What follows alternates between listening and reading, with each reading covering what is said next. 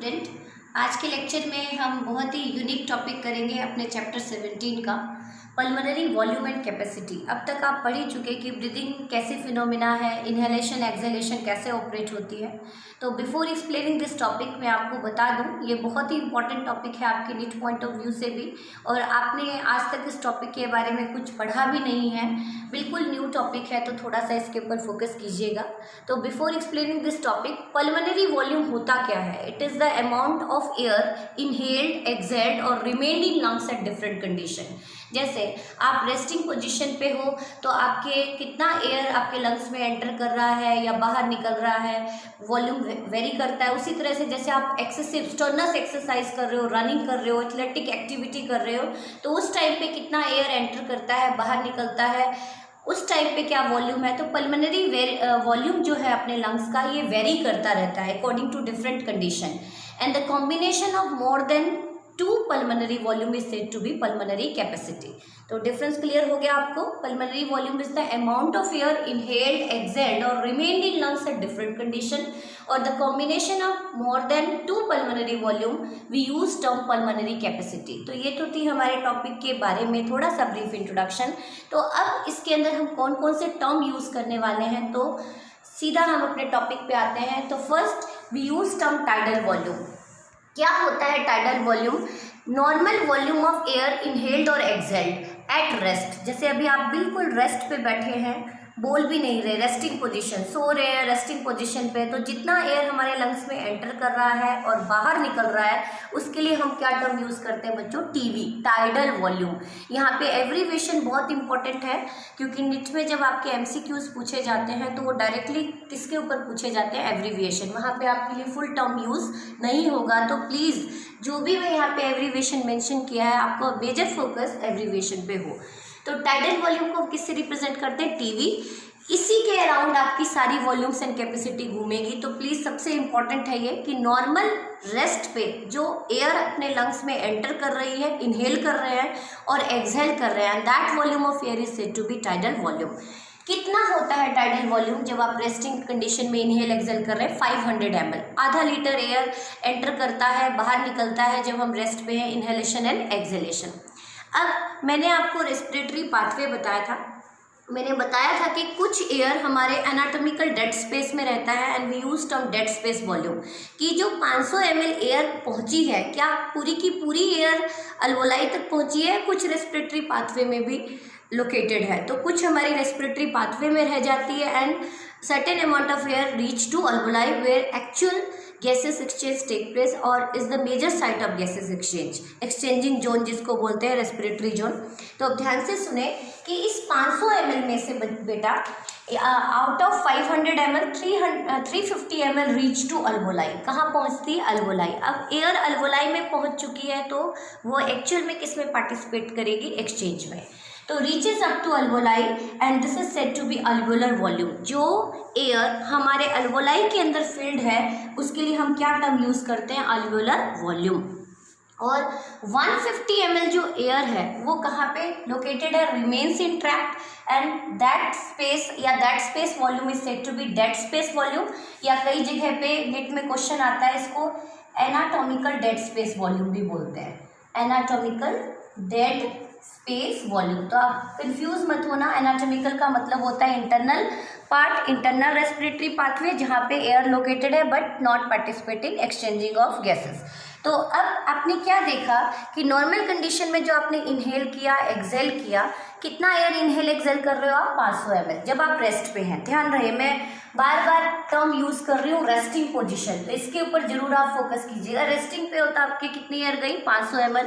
Out of 500 ml 350 ml reach to alveoli, and we use term alveolar air, and just 150 ml remain in respiratory pathway, that is primary bronchiole, secondary bronchiole and tertiary bronchiole हमने पढ़ा था, जिसको हमने bronchial tree भी कहा था, and that space volume is said to be dead space volume because it doesn't participate in exchange of gases। अब बात आती है कि जो एयर 350 ml अल्वोलाई में जा चुकी है, क्या वो 100% एक्सचेंज में पार्टिसिपेट करेंगी? तो थोड़ा सा आप ध्यान से सुने कि कुछ अल्वोलाई डैमेज हो जाती हैं, या कुछ अल्वोलाई के चारों तरफ ब्लड कैपिलरीज एब्सेंट होती हैं, या हम कहें कि ब्लड प्रॉपरली सर्कुलेट ना होने की वजह से कुछ अल्वोलाई गैसेस एक्सचेंज में पार्टिसिपेट नहीं कर पाती। तो we use term physiological dead space volume. What do you mean by physiological dead space volume? कि एक तो डेड स्पेस वॉल्यूम जो अपनी 150 ml एयर थी वो कहाँ पे लोकेटेड थी? अपनी ब्रोंकियल ट्री में, जो एक्सचेंज में पार्टिसिपेट नहीं कर रही, plus non functional alveoli. Non functional alveoli भी क्यों फिजियोलॉजिकल डेड स्पेस क्यों बोला इसको बेटा? क्योंकि इसके अंदर एयर तो है लेकिन ये एक्सचेंजिंग में पार्टिसिपेट नहीं कर रही। तो this is physiologically non exchanging part of the lungs. Actual में alveoli itself participate in exchange of gases, लेकिन कुछ अल्वोलाई जो डैमेज हो चुकी हैं, प्लास्टिसिटी हो चुकी है उनके वॉल की, या उनके चारों तरफ डेंस ब्लड कैपिलरी एब्सेंट है, तो वो एक्सचेंज में पार्टिसिपेट नहीं करती। और उसके लिए हम क्या टर्म यूज करते हैं? Physiological dead space volume. ये कुछ क्वेश्चन इस तरह के इंपॉर्टेंट आपके नेट में पूछे जाते हैं। तो अब तक इस टॉपिक में आपको क्या क्लियर हुआ कि नॉर्मल कितना एयर आप इनहेल एक्सहेल कर रहे हो, कितना एयर इनहेल एक्सहेल कर रहे हो रेस्टिंग पोजीशन में? 500 ml। Next come over inspiratory reserve volume. अब आप ध्यान से सुने, रेस्ट में है तो आपके लंग्स में कितनी एयर गई जब आपने इनहेल किया? 500 ml। लेकिन जब आप फोर्सफुली इनहेल करते हो, बहुत तेजी से एयर को अपने लंग्स में खींचते हो, and then we use term IRV is the maximum amount of air inhaled over tidal volume by deepest inhalation. यहाँ पे मैंने टर्म यूज किया है डीपेस्ट इनहेलेशन, कि जब आप गहरी सांस लेते हो, बहुत डीप ब्रीदिंग करते हो, तो जितनी एयर आपके लंग्स में गई, we use term IRV inspiratory reserve volume. और ये कितनी होती है बेटा? 2000 to 3000 ml, that is 2 to 3 litre. कितनी एयर आपके लंग्स में एंटर कर रही है? 2 to 3 लीटर। इसीलिए कहा जाता है कि आपको फोर्सफुली इनहेल करते रहना चाहिए दिन में, क्योंकि जब आप नॉर्मल इनहेल कर रहे हो तो सिर्फ कितनी एयर जा रही है? 500 ml। लेकिन जब आप बहुत तेजी से सांस खींचते हो, डीप इनहेल करते हो, तो आपके लंग्स में कितनी एयर जाती है? 3 लीटर एयर जाती है। नॉर्मल कितनी जा रही है? Half litre. डीपेस्ट इनहेलेशन में कितनी जा रही है? 3 लीटर। तो कहीं ना कहीं आपके जितना डीप इनहेल करोगे उतना ही ऑक्सीजन कहाँ पहुँचेगी? आपके ब्लड तक। तो deep inhalation is the best pulmonary exercise suggested by pulmonologist, या हम कह सकते हैं लंग स्पेशलिस्ट। सबसे ग्रेट एक्सरसाइज सजेस्ट करते हैं डीपेस्ट इनहेलेशन, कि हमें दिन में कम से कम बार बार after half an hour, after 1 hour deepest inhalation कर लेना चाहिए। Next, inspiratory capacity. अब ध्यान से सुने कि नॉर्मल आप ब्रीदिंग कर रहे थे, तो कितनी एयर आई? 500 ml। वो तो आती जा रही है, आ रही है, जा रही है, आ रही है, जा रही है। जब डीप इनहेल किया तो आपने कितनी एयर आई? 2 to 3 litre. इसका मतलब आपके लंग में कितनी कैपेसिटी है एयर को होल्ड करने की? तो that capacity is said to be inspiratory capacity. मैंने आपको स्टार्टिंग में ही बता दिया, volume is the amount of air remained in lungs at different condition, but the combination of two volume is said to be pulmonary capacity। तो हम यहाँ पे टर्म यूज कर रहे हैं बेटा कैपेसिटी। तो अब सीधा सा बात है कि कैपेसिटी है तो ये किसकी कॉम्बिनेशन होगी? मोर देन 1 पल्मोनरी वॉल्यूम की। तो amount of air inhale bye maximum distension और एक्सपेंशन ऑफ लंग्स, कि हमारे लंग्स में कितनी एयर जब पूरा डिस्टेंशन होगा, एक्सपेंशन होगा लंग्स का, तो कितनी एयर एंटर कर जाएगी, and that is said to be inspiratory capacity, कि सांस लेने की कितनी कैपेसिटी है अपने लंग्स की। तो it is equal to IRV plus TV।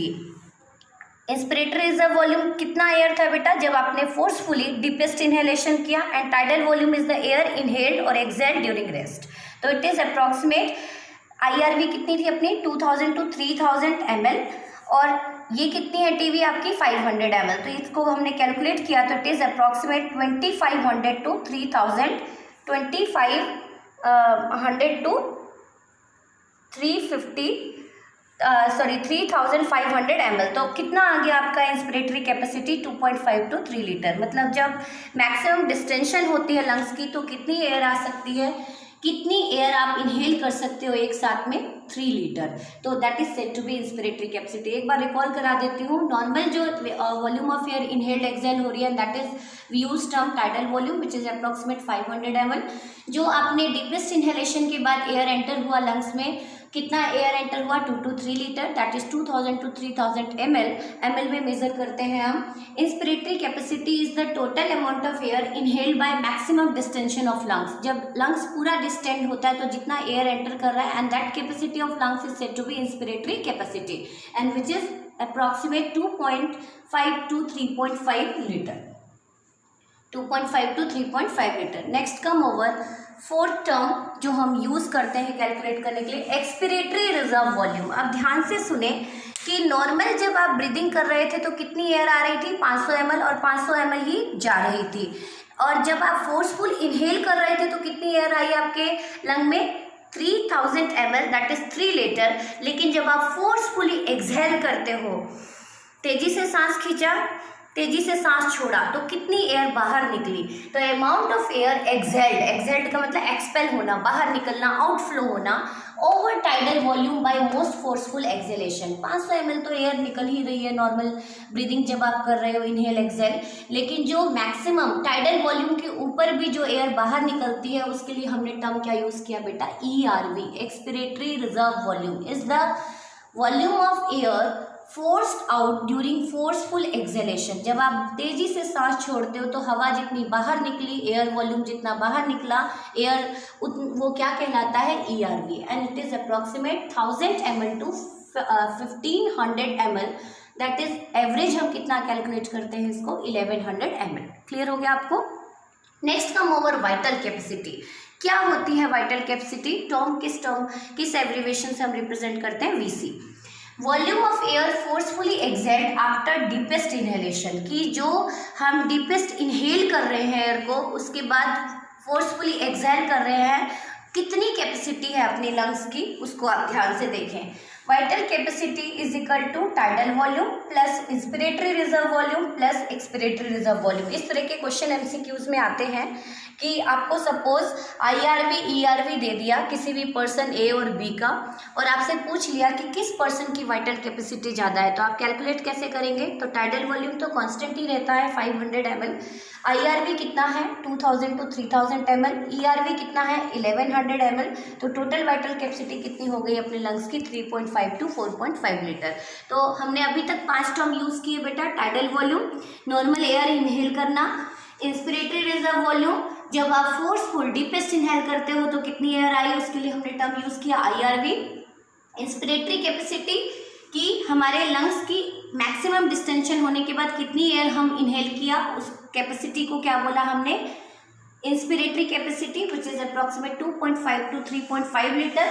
Expiratory reserve volume, जितनी तेजी से आपने सांस लिया डीपेस्ट इनहेलेशन के बाद, जो डीपेस्ट फोर्सफुली एक्सहेल करते हो आप, जो एयर बाहर निकली, उसके लिए टर्म क्या यूज़ किया आपने, expiratory reserve volume which is approximate 1100 ml, and vital capacity is the air forcefully exhaled after forcefully inhalation which is approximate 3.5 to 4.5 litre. तो this is said to be vital capacity. Come over residual volume. Residual volume क्या होता है, नाम से clear हो रहा होगा आपको, रेजिड्यू का मतलब होता है बचा हुआ। तो जो volume of air that remain inside lungs after forceful exhalation, जब हमने फोर्सफुल इनहेल किया और फोर्सफुली एयर को बाहर निकाल दिया तो कुछ एयर लंग्स में रह जाती है जो कभी भी एक्सपेल्ड नहीं होती। This air never expelled, this air never expelled, मतलब certain amount of air remain inside the lungs, हमेशा लंग्स के अंदर बनी रहती है जो एयर, and that volume of air is said to be residual volume. अब क्लियर ही हो रहा होगा आपको कि जो रेजिडुअल वॉल्यूम बची हुई है वही एक्चुअल में किस में पार्टिसिपेट करती होगी, एक्सचेंज ऑफ गैसेस में। तो RV नोटिस कितना हुआ है कि फोर्सफुली जब इनहेल किया तो कितनी एयर एंटर की थी, 3 लीटर टू 3.5 लीटर, और जब हमने फोर्सफुली एक्सहेल किया तो कितनी एयर बाहर निकली थी, 1100 ml। तो कितनी रह गई हमारे लंग्स के अंदर, and that volume is said to be residual volume which is approximate 1200 to 1500 ml, that is 1.2 to 1.5 litre. तो जो एयर कभी भी लंग्स से बाहर नहीं निकलती, ऑलवेज लंग्स में बनी रहती है या never expelled, and that volume of air is said to be residual volume. Next come over functional residual capacity, कि एक्चुअल में कितनी कैपेसिटी है लंग्स की होल्ड करने की एयर को। ध्यान से सुने, एक्चुअल में जितनी एयर बची हुई है, and that air is said to be residual volume, जो लंग्स में फोर्सफुली इनहेल एक्सहेल करने के बाद भी जो एयर कभी भी बाहर नहीं निकलती, कुछ ना कुछ volume of air remained in lung and that volume is said to be residual volume. Next, amount of air that normally remain inside lungs after exhalation. Normal exhale किया, डीप ब्रीदिंग की, नॉर्मल एक्सहेल किया, लेकिन फिर भी कुछ air बची हुई है, तो अपने लंग्स की कितनी कैपेसिटी है, कितने वॉल्यूम ऑफ एयर को वो होल्ड कर सकती है. तो FRC that is functional residual capacity lungs की is equal to ERV expiratory reserve volume plus residual volume. जो हमने कैलकुलेट की तो कितनी आई बेटा, 2.3 to 2.6 लीटर. मतलब हमारे लंग्स की कैपेसिटी है नॉर्मल कंडीशन में कितना एयर होल्ड करने की, इनहेलेशन एक्सहेलेशन के बाद, नॉर्मल एक्सहेलेशन के बाद हमारा लंग्स कितना एयर होल्ड कर सकता है, 2.3 to 2.6. इतनी कैपेसिटी है लीटर एयर अपना लंग्स होल्ड कर सकता है आफ्टर नॉर्मल एक्सहेलेशन. लेकिन कितनी एयर बाहर ही नहीं निकलती, लंग्स में बनी रहती है, that volume is said to be residual volume. Clear हो गया होगा आपको.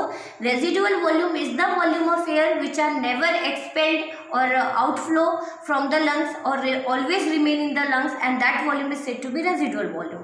फंक्शनल रेजिडुअल कैपेसिटी, जितनी नॉर्मल एक्सहेलेशन करने के बाद हमारे लंग्स की कैपेसिटी है एयर को होल्ड करने की, तो कितना एयर होल्ड कर सकता है अपना lungs after normal exhalation, that is 2.3 to 2.6 litre. Next come over total lung capacity. बहुत ही इंपॉर्टेंट टर्म है कि अपने लंग्स की टोटल कैपेसिटी कितनी है. आपने ये तो पढ़ लिया कि हम फोर्सफुली इनहेल करें, वाइटल कैपेसिटी आपने पढ़ा था अपने लंग्स की कितनी थी, वाइटल कैपेसिटी थी 4.5 लीटर. मतलब हम नॉर्मल कंडीशन में अपने लंग्स में कितनी कैपेसिटी है एयर को इनहेल करने की, 4.5 to 5 या मैक्सिमम 5.5 लीटर. लेकिन टोटल लंग कैपेसिटी की कितना हमारे लंग्स में हवा हम भर सकते हैं. हालांकि इतनी हवा कभी भी फोर्सफुली नहीं भरा जाता क्योंकि समटाइम लंग्स इवन पंक्चर, लेकिन लंग्स की कैपेसिटी कितनी है और हम इस कैपेसिटी को कैसे बढ़ा सकते हैं उसके ऊपर थोड़ा सा फोकस कीजिएगा. Is the maximum amount of air that lungs can hold. मतलब हमारे जो लेफ्ट और राइट लंग्स हैं उनकी होल्डिंग कैपेसिटी कितनी है एयर की. तो please focus and we use abbreviation TLC, total lung capacity is the amount of air that our lungs can hold. कितना होल्ड कर रही है, that is VC vital capacity plus RV. Vital capacity अभी अभी आपने calculate की थी. Vital capacity का फॉर्मूला था tidal volume, inspiratory reserve volume plus expiratory reserve volume. तो TLC इज इक्वल टू, तो VC हमने कितना कैलकुलेट किया बेटा, 3500 to 4500 ml. और हमारा इसके बाद RV कितना है, अभी अभी आपने RV देखा 1200 to 1500 ml. तो टोटल TLC कितना आ गया, 5 to 6 लीटर. मतलब हमारा एयर, कितना एयर हमारा लंग्स होल्ड कर सकता है, 6 लीटर. मतलब हम अपने लंग्स में कितनी हवा भर सकते हैं या अपने लंग्स की कितनी कैपेसिटी है, 6 लीटर. नॉर्मल कंडीशन में वाइटल कैपेसिटी थी, हम कहें तो हमारे लंग्स में कितनी एयर आती है, 3.5 to 4.5 लीटर. लेकिन कैपेसिटी कितनी है, जैसे हम कहें कि एक बकेट है आपके पास, उस बकेट की कैपेसिटी है 10 लीटर, लेकिन आपने उसमें पानी भरा है 8 लीटर, क्योंकि जब बिल्कुल ऊपर तक भर दोगे तो वाटर बाहर भी निकलना शुरू हो जाता है. यहाँ पे वो टर्म नहीं समझाना चाह रही, मैं कह रही हूँ कि एक बकेट की कैपेसिटी है 10 लीटर, लेकिन हम उसमें पानी कितना भर रहे हैं, 4 लीटर, 5 लीटर, 6 लीटर. तो टोटल अपने लंग की कैपेसिटी कितनी है बेटा, 6 लीटर. तो जितना ज़्यादा हम अपनी लंग की कैपेसिटी बढ़ाते जाएंगे, जैसे एथलीट और सी डाइवर्स में आपने देखा होगा कुछ लोग बहुत लंबे टाइम तक अपने सांस को रोक लेते हैं, ब्रीदिंग को स्टॉप कर देते हैं, पॉज कर देते हैं. तो जितनी ज़्यादा उनके लंग्स में वो एयर को भरेंगे उतना ही अच्छा गैसेस एक्सचेंज चलता रहेगा. तो टोटल अपने लंग की कैपेसिटी कितनी है, 6 लीटर. तो it is maximum in athletics and sea diver as compare to normal person. या हम कहें कि जो माउंटेनर्स होते हैं उनकी भी लंग कैपेसिटी क्या देखी गई है, ज़्यादा. अब थोड़ा सा important note, all pulmonary volume and capacity is 25 to 30% lower in female as compare to mail.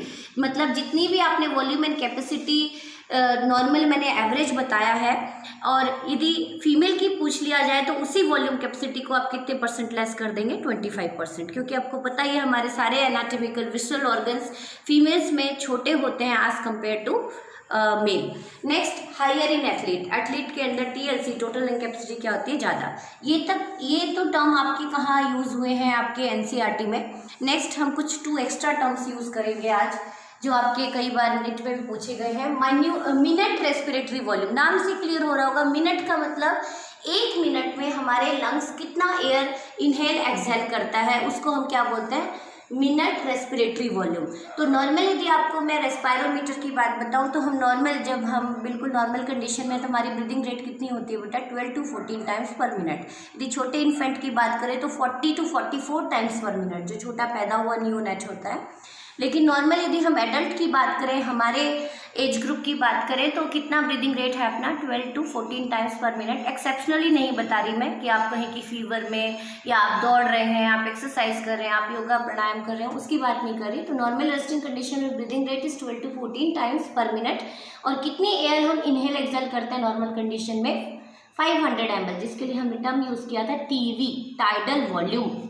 तो respiratory rate is 12 to 14 times per minute. तो मिनट रेस्पिरेटरी वॉल्यूम कितना हो गया बेटा, 500 ml multiply by 12 is equal to 6000 ml, that is 6 litre per minute. मतलब 1 minute में अपने lungs में कितनी हवा आती जाती है, अंदर इनहेल एक्सहेल करते हैं 6 लीटर। 6 लीटर एयर हम इनहेल एक्सहेल करते हैं during resting condition. Next, alveolar ventilation. अब बात आती है कि 6 लीटर जो हवा आपके लंग्स में आई है, क्या पूरी की पूरी गैसेस एक्सचेंज में पार्टिसिपेट करती है?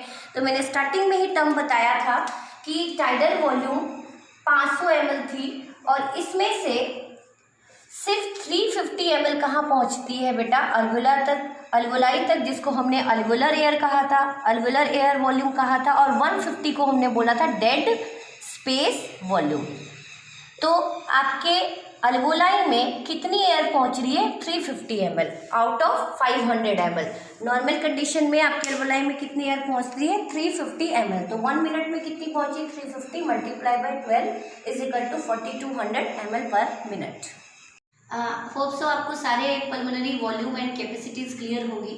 तो अब हम लास्ट में एक टॉपिक करेंगे which is NEET special topic, जो आपके एनसीईआरटी में नहीं गिवन है, लेकिन कई बार इसके बारे में क्वेश्चन आ जाता है। क्या होता है स्पायरोग्राम?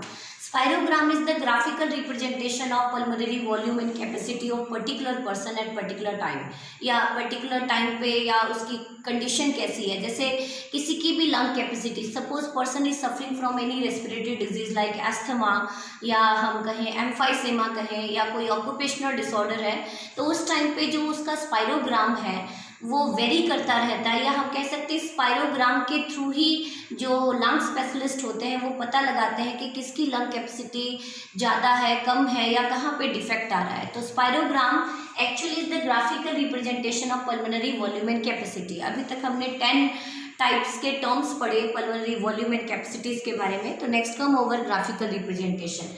तो स्पायरोमेट्री एक इंस्ट्रूमेंट होता है बेटा, जिसके थ्रू हम स्पायरोग्राम डिजाइन करते हैं। तो spirometry is the instrument to obtain